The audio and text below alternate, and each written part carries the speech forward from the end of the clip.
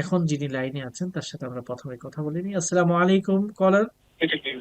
Hello hello, আসসালামু আলাইকুম।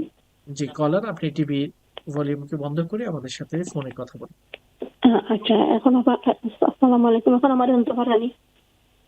জি, আপনি একটু জোরে বলুন। আচ্ছা, আমার দুইটা কোয়েশ্চেন আছে। একটা কোয়েশ্চেন হইল গিয়ে বেতিন নামাজ লইয়া, আর নেক্সট কোয়েশ্চেন হইল গিয়া এখন তো দিন ছোট, আমি সুন্নত নামাজ লইয়া একটু মাতিম। তো আপনি শুনতে পারবেন আমারে? জি জি, খুব স্পষ্ট, আপনি আচ্ছা, বলেন। আমরা আমি মাঝে মাঝে বিতির নামাজ তাহাজ্জুদ লাগি রাখি দেই, কিন্তু কোনো কোনো দিন আমি উঠতাম পারি না তাহাজ্জুদের সময়। তো এই সময় কইলে তাহাজ্জুদের বিতির নামাজ আমি কিলান পড়তাম। আমি আরেকবার কোয়েশ্চেন করছিলাম, আপনারা কইছেন যে বিতির নামাজ পরে পড়তে হইব বা 4 রাকাত পড়তে হইব। আমি ভুলে গেছি আসলে 4 রাকাত আমি কিলান আদায় করতাম। এক লগে 4 রাকাত দিলেন, আমরা ফরজ নামাজ পড়ি ওলান্নি, মাঝখানে আত্তাহিয়াতু একবার পড়িয়া দেন, আবার দুইবার সূরা কিলান মিলানি লাগবো নি না সূরা মিলানি লাগতো না। এবং এই বিতির নামাজ কোন সময় পড়তাম, ঘুম থেকে ওঠার লগে লগে কোন সময় পড়তাম, আর আর হইল গিয়া কোন সূরা দিয়া পড়তাম, দোয়া কোন পড়া লাগবো নি না লাগতো না, কখটা আমারে জানাইবা।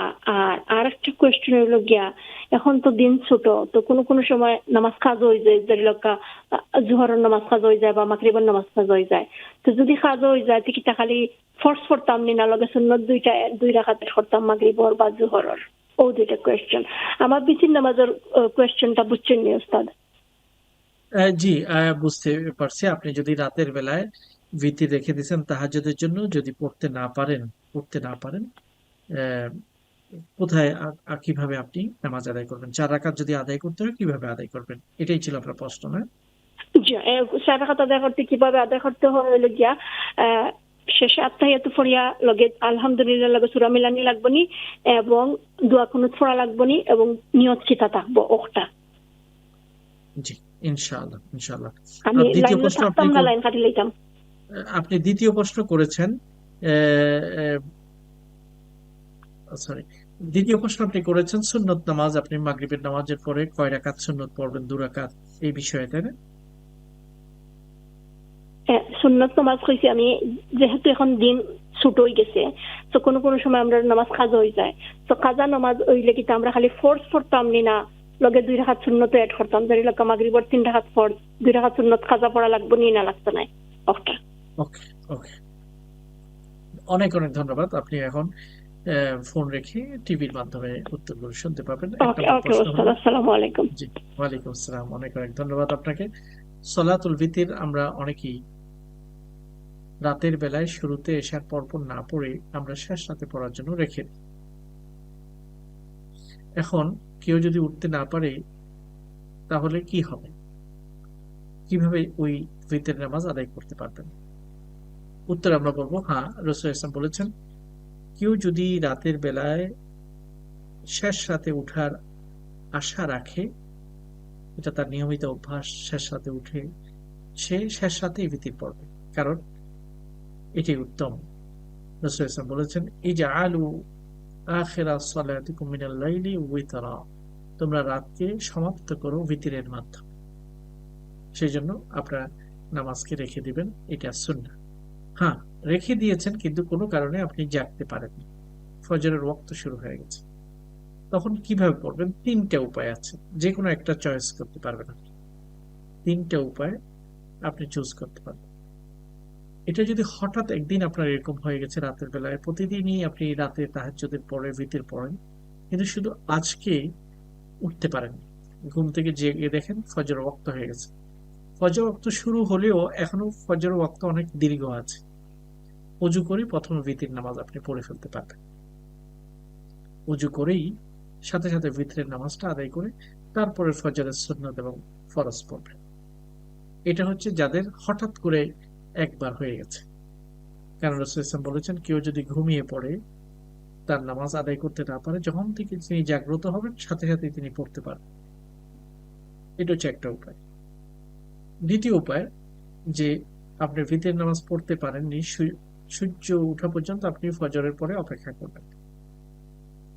যখন সূর্য উঠে যাবে জোহরের আগে আগেই, জোহরের ওয়াক্ত শুরু হওয়ার আগে আগেই আপনি 3 রাকাত আদায় করতে পারেন, যেভাবে ভিতির আদায় করেন সেভাবে আদায় করতে পারেন, অথবা যেহেতু দিনের বেলায় উইতিরকে সাফা করে ফেলতে পারেন, জোড়া করে ফেলতে পারেন। যদি তখন আপনি আরো 1 রাকাত জোট করে পড়েন, তাহলে এটা হবে 4 রাকাত। আর 4 রাকাতের নামাজে 2 রাকাতের পরে একবার বসবেন, তারপরে আর 2 রাকাত আপনি দাঁড়িয়ে আদায় করবেন। এভাবে আপনি আদায় করবেন ইনশাআল্লাহ। তাহলে 3টা উপায়, যে হঠাৎ করে যদি এরকম একবারেই হলো, তখন আপনি ঘুম থেকে জাগ্রত হওয়ার সাথে সাথে বিতির নামাজ পড়ে ফেলতে পারবেন ফজরের আগে আগে, টাইম যদি থাকে। 2 নম্বর উপায় হলো ফজরের নামাজ আপনি পড়ে ফেলবেন, তারপরে সূর্য উদয় পর্যন্ত অপেক্ষা করবেন। সূর্য উদয় হয়ে যাওয়ার পরেই আপনি 3 রাকাত নামাজ ভিতরে যেভাবে রাতে আদায় করেন সেভাবে আদায় করলে কোনো অসুবিধা নেই। আর 3 নম্বর উপায় হলো 3 রাকাতকে আপনি 4 রাকাত বানিয়ে আদায় করবেন, মাঝখানে আপনি বসে যাবেন, 2 রাকাতের পরে বসবেন, তারপর 2 রাকাত আদায় করবেন। আশা করি বিষয়টি এখন আপনার কাছে স্পষ্ট হয়েছে। আমরা ইনশাআল্লাহ পরবর্তী কলার সাথে কথা বলবো। কলার, আসসালামু আলাইকুম। আমরা আলোচনা করছিলাম ইখলাসের বিষয়ে এবং 3টা এক্সাম্পল পেশ করেছি। যাদের অনেক সম্পদ আছে তারা দান করছেন, এই দানটা যদি আল্লাহর জন্য হয় অনেক সওয়াব আপনারা পাবেন। আর এই দানে যদি এরকম কোনো নিয়ত থাকে যে আমার নাম হবে, মানুষ আমাকে স্মরণ করবে, এই জাতীয় যদি কোনো নিয়ত থাকে, তাহলে এর মাধ্যমে কোনো সওয়াব পাওয়া যাবে না, এবং আল্লাহ রাব্বুল আলামিন নির্দেশ দান করবেন তাকে যেন জাহান্নামে নিক্ষেপ করা হয়।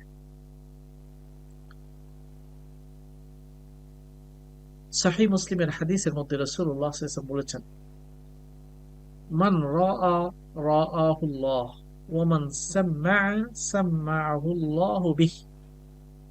কেউ যদি কোনো কাজ করে মানুষকে দেখানোর জন্য, আমি এই কাজ করেছি ওই কাজ করেছি, মানুষ দেখবে, প্রশংসা করবে, তাহলে কিয়ামতের ময়দানে আল্লাহ সেটাকে জানিয়ে দেবেন মানুষকে। আল্লাহ তাআলা সেটাকে প্রদর্শন করে দেবেন। তোমরা তো তাকে অনেক বড় বুজুর্গ মনে করেছিলে, অনেক বড় আল্লাহওয়ালা মনে করেছিলে। তোমরা জানো তার যে ভালো আমলগুলো তিনি করেছেন, যেটা দেখে তোমরা ওয়াও বলেছিলে, সেটা আমার জন্য করেন, আল্লাহর জন্য করেন। সেটা করেছিল ওয়াও পাওয়ার জন্য, সেটা করেছে মানুষের মুখের প্রশংসা পাওয়ার জন্য। আল্লাহ জানিয়ে দিবেন। আল্লাহ যখন এটা জানিয়ে দিবেন, তার গোপন ফাঁস হয়ে যাবে, লজ্জা পেয়ে যাবে। একইভাবে কেউ যদি মানুষকে শোনানোর জন্য কোনো কাজ করে, আল্লাহর জন্য করলো না, বরং মানুষকে শোনানোর জন্য করলো, তখন আল্লাহ তার নিয়তটাকে মানুষকে শুনিয়ে দেবে। আল্লাহ তার নিয়তটাকে মানুষের কাছে শুনিয়ে দেবে। এর মাধ্যমে সে অপমানিত বোধ করবে, লজ্জিত হবে। এই কারণে এটা খুবই গুরুত্বপূর্ণ যে আমরা যা কিছু করব আল্লাহর জন্য, কেউ যেন না জানে